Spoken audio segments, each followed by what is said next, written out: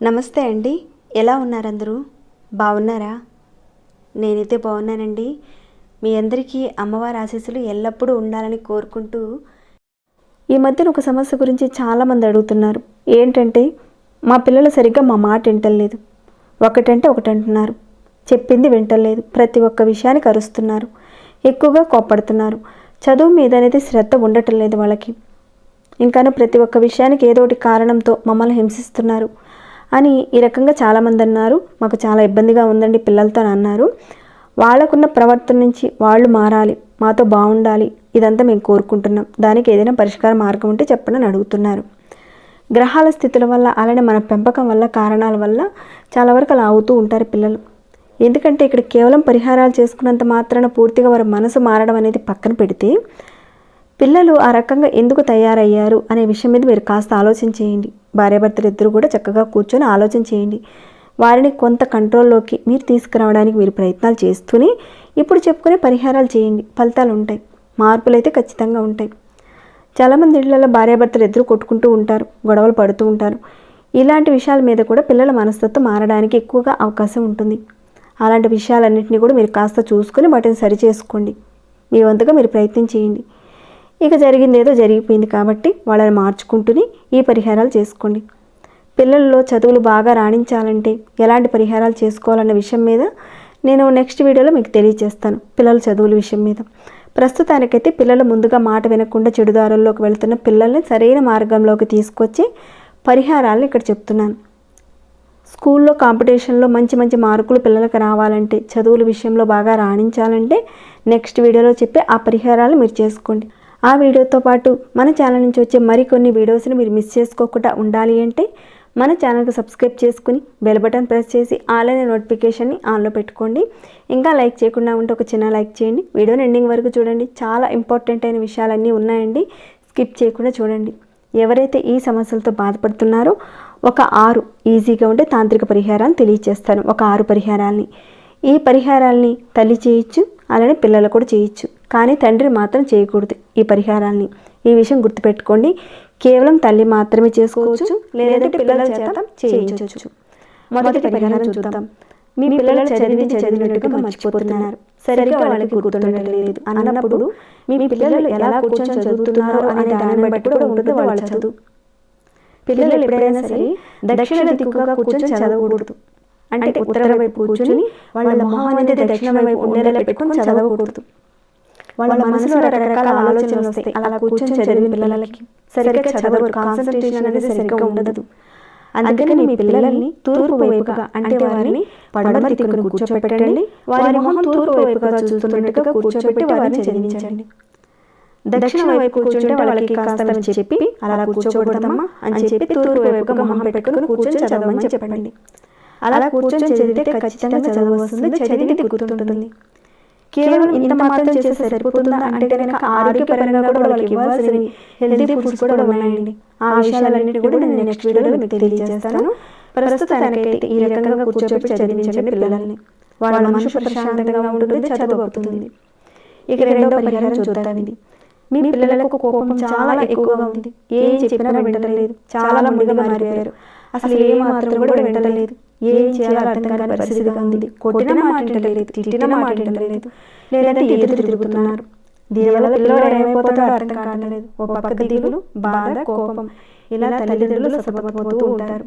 దానికి మీరు ఏం చేస్తారంటే మీ వంతుగా కాస్త వాళ్ళని బొచ్చెకిస్తూ మంచి మాటలు చెప్తూ వాళ్ళని మార్చే ప్రయత్నం చేస్తూ ఈ పరిహారం చేసుకోండి. ఈ పరిహారం చిన్న పిల్లల నుంచి కాస్త పెద్ద పిల్లలైనా సరే చేసుకోవచ్చు. మీరు బుధవారం రోజున గరిక, మనకి మనం వినాయకుడికి పెడుతూ ఉంటాం చాలా వరకు గరిక గడ్డి పోచలని, ఒక 11 తెచ్చుకోండి గరిక గడ్డి పోచలని.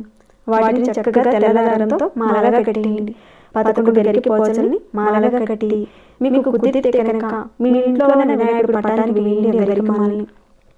లేదంటే విగ్రహం ఉందనుకోండి, విగ్రహానికైనా సరే వేసుకోండి. అంటే మీరు ప్రతిరోజు పూజ చేసుకుంటారు కదా, ఆ పూజలో భాగంగా వినాయకుడి దగ్గర మీ పూజా మందిరంలో పటానికి వేయండి, లేదా దేవాలయంలో వేయించండి.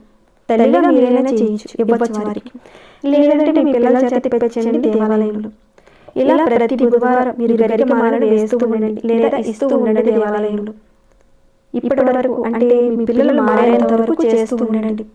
ఇక దానివల్ల పిల్లలు చాలా వరకు ప్రశాంతంగా ఉండడానికి అవకాశం ఉంటుంది. మీ పిల్లల యొక్క కోపం తగ్గుతుంది, బుద్ధి వికసిస్తుంది, వాళ్ళ ఆలోచన విధానం అనేది మారుతుంది. ఇక్కడ పరిహారం చేయగానే నిమిషాల్లో పిల్లలు మారిపోతారని మాత్రం చెప్పలేదండి. ఒక పిల్లవాడు మారాడు అంటే అలా మారాడు అంటే ఎన్నో సంవత్సరాల నుంచి వాళ్ళ మీద పడిన ప్రభావాలు, గ్రహ ప్రభావాలు ఇలాంటి వాటి వల్ల అలా మారిపోతారు. అవి తగ్గాలంటే నిమిషాల్లో తగ్గవండి. కాస్త ఓపిక చెప్పిన విధంగా చేసుకుంటూ పరిహారాలు చేస్తూ ఉండండి. దీనిని తల్లి చేయొచ్చు, పిల్లల చేత కూడా మీరు చేయించవచ్చు, కానీ తండ్రి మాత్రం చేయకూడదు. అలానే కొంతమంది పిల్లలు తల్లిదండ్రులకు అసలు గౌరవం ఇవ్వరు. నోటికి ఎంత మాట వస్తే పెద్ద చిన్న అనేది లేకుండా ఇష్టారాజ్యంగా మాట్లాడతారు. ఇలా పిల్లలు ప్రవర్తిస్తుంటే ఇక ఆ తల్లిదండ్రుల బాధ చెప్పుకోలేదండి, వర్ణనాతీతం అని చెప్పుకోవచ్చు. ఆ బాధను గుండెలో దిగమింగుకొని బాధపడుతూ ఉంటారు. దానికి కారణం వారి జాతకంలో ఉన్న దోషం. మనం పెంచే ప్రవర్తన బట్టి కూడా వాళ్ళు అలా తయారవుతారు. పిల్లల జాతకం మీద శని ప్రభావం, రాహు ప్రభావం, కేతు ప్రభావం, కుజ ప్రభావం, ఈ గ్రహాల యొక్క ప్రభావం ఎక్కువగా ఉన్నప్పుడు ఇప్పుడు చెప్పుకునే సమస్యలన్నీ కూడా పిల్లలు ఎదుర్కొంటూ ఉంటారు. అలానే పెద్ద పిల్లలైన వారు కూడా ఇలాంటి వాటి నుంచి కూడా ఎదుర్కొంటూ ఉంటారు. కాబట్టి ఇప్పుడు చెప్పుకునే పరిహారాల నుంచి మీరు ఏది చేయగలుగుతారో అది చేయండి.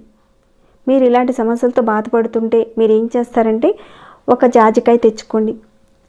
ఇందాక చెప్పుకున్న 2 పరిహారాలతో పాటు ఇది 3వ పరిహారం అండి. దీనికని మీరు ఒక జాజికాయ తెచ్చుకోండి. మసాలా దినుసుల్లో ఉపయోగిస్తూ ఉంటాం కదా, ఒక్క జాజికాయని తెచ్చుకోండి. పచారీ కుట్లు కూడా దొరుకుతుంది, తెచ్చుకోండి. మీ ఇంట్లో ఎంతమంది పిల్లలు ఉన్నా కానీ ఈ పరిహారాన్ని చేసుకోవచ్చు. ముందుగా మీరు ఏం చేస్తారంటే జాజికాయ తీసుకోండి, దాన్ని కాస్త పగలకొట్టండి. ఒక చిన్న ముక్క తీసుకోండి, తీసుకుని మరిగే పాలలో కాస్త వేయండి. ఆ జాజికాయ ముక్కని వేసేసి వేడి చేసేసి ఆ పాలను పిల్లలకి ఇవ్వండి. కొద్దిగా ఇవ్వండి. అంటే మీ ఇంట్లో పిల్లలు ఎంతమంది ఉంటే అన్ని పాలు కాచి ఇవ్వండి. అంటే పాలు ఎక్కువ తాగరండి, కాస్త తాగుతారంటే ఎంత మటుకు వాళ్ళు తాగుతారు అంతే తయారు చేసి ఇవ్వండి, వారి చేత తాగించండి. లేదంటే మా పిల్లలు అస్సలు పాలు తాగరు, కాఫీలు టీలు ఇలాంటివి తాగుతారు, వాటిల్లో ఇవ్వచ్చా అంటే కనుక ఇవ్వకూడదు. కేవలం వేడి పాలల్లోనే ఆ జాజికాయ ముక్కని కలిపి తర్వాత పిల్లలకి ఇచ్చేటప్పుడు ఆ జాజికాయ ముక్కని పక్కకు తీసి పెట్టేసి వారికి ఇవ్వండి. ఇలా మీరు ప్రతి సోమవారం ఇస్తూ ఉండాలి. వాళ్ళు ఎంత మటుకు తాగుతారో అంతే మీరు కాచి ఇవ్వండి. తల్లి మాత్రమే తన చేతుల మీదుగా కాచి పిల్లలకి ఇవ్వాలి. దీన్ని ప్రతిరోజు చేయవలసిన అవసరం లేదండి, ప్రతి సోమవారం చేస్తూ ఉండాలి. చేసేటప్పుడు మీరు పూర్తిగా పాజిటివ్ మైండ్తో చేయండి. ఖచ్చితంగా మంచి ఫలితాలు ఉంటాయి. మీ మాట వింటారు, మీకు గౌరవం ఇస్తారు, ఇలా అనుకొని చేయండి. మనసుకు సంబంధించిన చంద్రుడు ప్రభావం కూడా ఉంటుంది ఇక్కడ. దానివల్ల పిల్లలు వ్యతిరేకంగా కూడా ఉంటారు. ఇంకా కేతు ప్రభావం కూడా ఉంటుంది. కాబట్టి మీరు ఏం చేస్తారంటే జాజికాయ ముక్కని కాస్త పాలల్లో వేసి ఆ జాజికాయ ముక్కని తీసేసి పిల్లలకి ఇవ్వండి. ఈ రకంగా చేస్తూ ఉండండి ప్రతి సోమవారం.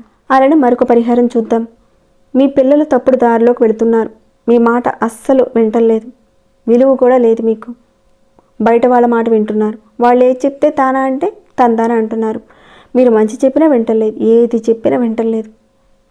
కొంతమంది దగ్గర వాళ్ళే, ఫ్రెండ్స్ కావచ్చు, సొంత అన్నదమ్ములు కావచ్చు, మీకు సొంత అక్క చెల్లెలు బంధువులు కావచ్చు. మీ కుటుంబం బాగుంది, మీ పిల్లలు బాగున్నారు, అంతా బాగుంది అన్నది చూసి ఓర్వలేనితనంతో కొంతమంది బంధువుల దగ్గర నుంచి ఫ్రెండ్స్ కూడా కొంతమంది పిల్లల మనసులను పాడు చేసి చెడుదారిలోకి తీసుకువెళ్ళడానికి కూడా చూస్తారు. కాబట్టి అలాంటి వాళ్ళకి మీ పిల్లల్ని కొంచెం దూరంగా ఉంచడానికి మీరు ప్రయత్నాలు చేస్తూనే ఈ పరిహారం చేసుకోండి. వాళ్ళు మంచి మార్గంలో నడవడానికని మీరు ప్రతి శనివారం ఆంజనేయ స్వామివారికి 7 పువ్వు ఉన్న లవంగాలు తీసుకుని వాటిని మీ పిల్లల చేతుల మీదుగా ఆంజనేయ స్వామివారికి గుడిలోనైనా సరే, లేదంటే మీ ఇంట్లోనైనా సరే, ఆంజనేయ స్వామివారి యొక్క పటం ఉంటే కనుక ప్రతిరోజు మీరు పూజ చేసుకునే ఆ సమయంలో ఆంజనేయ స్వామివారి యొక్క పటం దగ్గర పెట్టండి. మీ పిల్లల చేతుల మీదుగా పెట్టించండి. శనివారం స్నానం చేసి ఈ రకంగా మీరు ఆంజనేయ స్వామివారి పటం ఉంటే కనుక చక్కగా పెట్టండి. లేదంటే మీ పిల్లల చేత చేయించండి. లేదా ఇంట్లో ఒకవేళ గుడిలోనైనా సరే ఈ పరిహారం చేసుకోవచ్చు. ఇక్కడ కేవలం పువ్వు ఉన్న 7 లవంగాలు మాత్రమే తీసుకోండి. పెద్ద ఖర్చు ఏమీ లేదండి, చాలా సింపుల్ పరిహారాలు కదా, చూస్తేనే అర్థమవుతుంది. ఆ పదార్థాల్లో ఉన్న శక్తి అనేది మీరు తీసుకుంటారు కాబట్టి ఖచ్చితంగా రిజల్ట్ ఉంటుంది. మీరు చేస్తూ ఉండండి. మీ పిల్లలు మీ మాట వింటారు, వినడానికి అవకాశాలు పెరుగుతాయి. రాహు ప్రభావం వల్ల తల్లిదండ్రులకు వ్యతిరేకంగా ఇలా ప్రవర్తిస్తూ ఉంటారు కాబట్టి ఆ ప్రభావం తగ్గిపోతుంది ఈ పరిహారం చేసుకోవడం వల్ల. అలానే మరొక పరిహారం చూద్దాం. మీ పిల్లలు బుద్ధిమంతులుగా కావడానికి, జ్ఞానవంతులుగా కావడానికని మీరు ఏం చేస్తారంటే ప్రతి బుధవారం ఒక తమలపాకు తీసుకోండి. దాని మీద 2 పచ్చి వక్కలు పెట్టండి. ఈ పచ్చి వక్కలు మనకి పూజా షాప్లో దొరుకుతాయండి. ఎండు వక్కలు కాదండి, పచ్చి వక్కలే పెట్టాలి ఇక్కడ. అలానే వక్కల్ని కట్ చేసి ముక్కలుగా కూడా పెడతామండి అని అంటారేమో, అలా ఏం పెట్టకండి. పచ్చి వక్కలను మాత్రమే ఇక్కడ పరిహారానికి ఉపయోగించాలి. తమలపాకు మీద 2 వక్కలు పెట్టండి. మీ ఇంట్లో ప్రతిరోజు పూజ చేసుకుని వినాయకుడి దగ్గర దీపారాధన చేసుకోండి. ఆ తర్వాత చక్కగా ఆ తమలపాకు మీద 2 వక్కలు పెట్టి స్వామివారికి నివేదన చేయండి. ఈ రకంగా మా పిల్లవాడు మంచి బుద్ధిమంతుడుగా కావాలి, ఎవరైతే అబ్బాయి కానీ అమ్మాయి కానీ ఉన్నారో మీకు, వాళ్ళు బుద్ధిమంతులుగా కావాలని స్వామివారి దగ్గర చెప్పుకోండి. ఒకవేళ ఇలా చేయడం ఇంట్లో కుదరకపోతే దేవాలయానికి వెళ్ళండి. ఇప్పుడు చెప్పిన విధంగా తమలపాకు మీద అలా 2 వక్కలు పెట్టి స్వామివారికి నివేదన చేయించండి. ఇలా చేస్తూ ఉంటే కనుక ఖచ్చితంగా మీ పిల్లలు బుద్ధిమంతులు అవుతారు, జ్ఞానవంతులు అవుతారు, శ్రద్ధగా అన్నీ వింటారు. అలానే మీ మాట కూడా వింటారు. అటు అమ్మవారి అనుగ్రహంతోనూ విజ్ఞానానికి అధిపతి అయిన గణపతి బుద్ధి వికసింపచేస్తాడు. పూర్వం రోజుల్లో చాలామంది ఏం చేసేవారంటే బుధవారం రోజున పిల్లలు ఇలా ఇబ్బందులు పెడుతూ ఉంటే వాళ్ళు మన పెద్దవాళ్ళు ఊళ్ళో ఉన్న గణపతి దేవాలయానికి పిల్లల్ని తీసుకువెళ్ళి వాళ్ళ చేత ఇప్పించేవాళ్ళు. ఇప్పించి పూజారి గారి చేత ఆశీర్వాదం తీసుకునేవాళ్ళు, అంటే పిల్లలకి ఇప్పించేవారు. ప్రస్తుతం అనుకోండి అన్నీ మానేశారు కాబట్టి పిల్లలు అలా అయిపోతూ ఉన్నారు. ఆ రకంగా చేస్తూ ఉండేవాళ్ళండి. చాలా మంచి పరిహారం ఇది. అలానే మీ పిల్లలు అబద్ధాలు చెప్పకుండా ప్రతి ఒక్క విషయంలోనూ మీ మాట వినాలి, తల్లిదండ్రుల మాట వినాలి. ప్రతి ఒక్క కాంపిటీషన్లో వాళ్ళు గెలవాలి, ఎగ్జామ్స్లో వాళ్ళు మార్కులు తెచ్చుకోవాలి, అన్నీ బాధ్యతగా ఉండాలి అని ఇలా కోరుకునేవారు మీ పిల్లల చేత హనుమాన్ చాలీసాని ప్రతిరోజు చదివిస్తూ ఉండండి. ప్రతిరోజు పిల్లవాడు చదవలేకపోయినా కనీసం వాళ్ళకి కుదిరిన టైంలో వాళ్ళ చేత చదివించడానికి ప్రయత్నం చేయండి. హనుమాన్ చాలీసా చదవడం వల్ల ధైర్యం వస్తుంది, జ్ఞానం వస్తుంది. అలానే తల్లిదండ్రులను గౌరవించడం ఇలాంటివన్నీ కూడా చేస్తారు వారు. ఇప్పుడు చెప్పుకున్న పరిహారాల నుంచి మీరు ఏది చేయగలుగుతారో మీరు చేయండి, తప్పకుండా ప్రయత్నం చేయండి. మీకున్న సమస్యలన్నీ కూడా తీరిపోవాలని ఆ భగవంతుని ప్రార్థిస్తూ ఈ వీడియోని ఇంతటితో ముగిస్తున్నాను. ఇంకేమైనా డౌట్స్ ఉంటే అడగండి, తప్పకుండా రిప్లై ఇస్తాను. మీ మనసుకి ఎలా అనిపించిందన్న మాట కూడా చెప్పండి. లైక్ చేయకుండా ఉంటే ఒక చిన్న లైక్ చేయండి. సబ్స్క్రైబ్ కానివారు మన ఛానల్కి సబ్స్క్రైబ్ చేసుకొని ప్రతిరోజు మన ఛానల్లో ఉన్న వీడియోస్ని చూస్తూ ఉండండి. మరొక భక్తి వీడియోలో మళ్ళీ మిమ్మల్ని కలుసుకుంటాను. అంతవరకు సెలవు.